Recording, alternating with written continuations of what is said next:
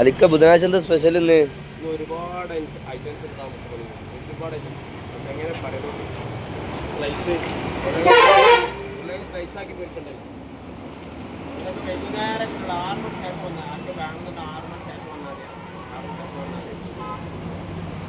സ്ലൈസാണ് സ്ലൈസാക്കുന്ന ആളാണ്. പിന്നെ അത് കഴിഞ്ഞിട്ട് പൂള വറുത്തുണ്ട്. പൂള ലൈസിൽ ഉണ്ടാക്കുന്ന പൂളൻ്റെ ഇതിൻ്റെയാണ്.